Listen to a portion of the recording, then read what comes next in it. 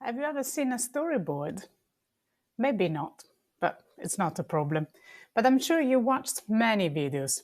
And those videos you watched, like documentaries, movies, animations, are all conceived and thought through and planned on a storyboard. That is nothing else than the essential blueprint for the production of a film.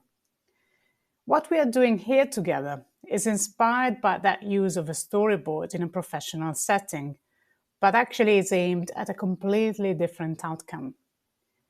When talking about the distinct nature of a story as an object and storytelling as a process, and the implication of this distinction between story and storytelling, we have also to consider that stories can be created individually or in collaboration, even if they are personal stories, what we say first person narratives. In this storytelling process, our storytelling process during these days together, we are aiming at enhancing collaboration, and therefore we are expanding the conventional use of a storyboard as a planning tool to make it become an effective tool so that you can actively listen to each other and support each other in shaping your own narrative. How will you do that?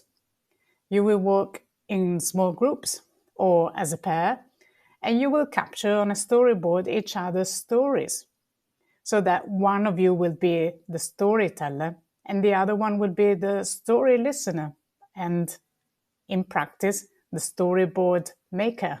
The listener will ask questions to help the teller on a variety of aspects. First of all, to find their own unique perspective, your own personal story, or the perspective of one of the actors of the local sport ecosystem that we said it could be an element in nature or even an object. And then those questions will be also asked to help the teller identify the target audience. And this is very important. Who is your story for?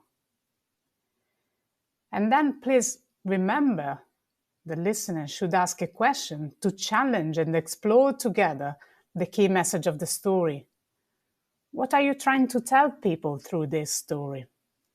And then you will provide each other feedback, you will explore together more questions to think about the use of emotions in the narrative and the sort of effect that you want to generate in your audience. Very important to keep the audience engaged.